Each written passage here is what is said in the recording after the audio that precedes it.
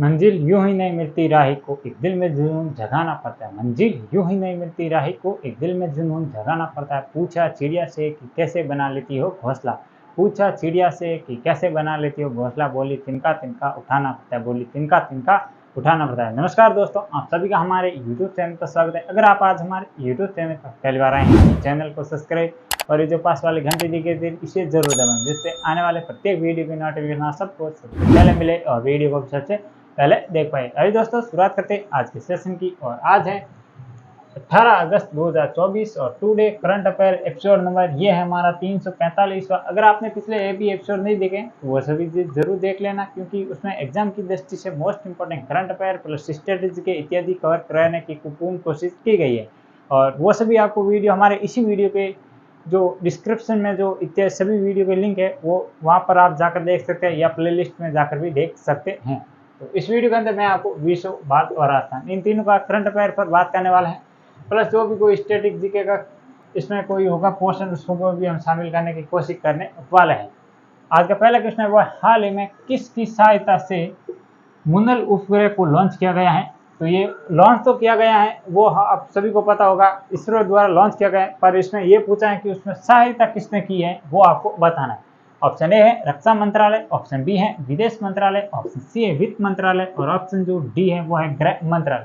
तो किसके द्वारा इसकी सहायता की गई इस ग्रह को लॉन्चिंग करने में, तो ये की गई विदेश मंत्रालय द्वारा, ये भी आपको ध्यान रखना है। और इसके अलावा आपको ये बताना है कि वर्तमान में विदेश सचिव कौन है भारत के और वर्तमान में कौन है विदेश मंत्री, ये आप दोनों आपको कमेंट बॉक्स में बताना। और आज का जो दूसरा क्वेश्चन है वो हाल ही में किसे मिशन कर्मयोगी के तहत लॉन्च किया गया। ये एक मतलब योजना है जिसका, या एक मिशन कह सकते कर्मयोगी, उसके तहत हाल ही में एक नई मतलब स्टार्टअप या कह सकते हैं एक योजना को शुरू किया गया है, उसका आपको नाम बताना है। ऑप्शन ए है वो है भू संकेत, ऑप्शन बी है निर्माण, ऑप्शन सी है सांख्यिकी और ऑप्शन जो डी है वो है अमृत ज्ञान कोष। तो किसे हाल ही में लॉन्च किया गया है कर्मयोगी मिशन के तहत, तो ये किया गया है अमृत ज्ञान कोष। ये भी आपको ध्यान रखना है, क्योंकि आप सभी को पता होगा भारत जो अमृत महोत्सव चल रहा है उसके तहत इसे लॉन्च किया गया, ये भी आपको ध्यान रखना है। और इसके अलावा आज का जो तीसरा क्वेश्चन है वो है किसने हाल ही में मॉडल सोलर विलेज को लॉन्च किया गया है। ये एक कह सकते हैं योजना है, आपको ये बताना है कि ये योजना किसके द्वारा शुरू की गई है।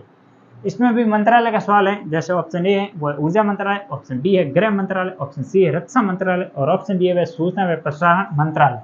तो किसके द्वारा सोलर जो मॉडल सोलर विलेज है इसे लॉन्च किया गया है, तो ये किया गया है ऊर्जा मंत्रालय के द्वारा। आप सभी को ये बताना है कि वर्तमान में ऊर्जा मंत्री कौन है भारत के।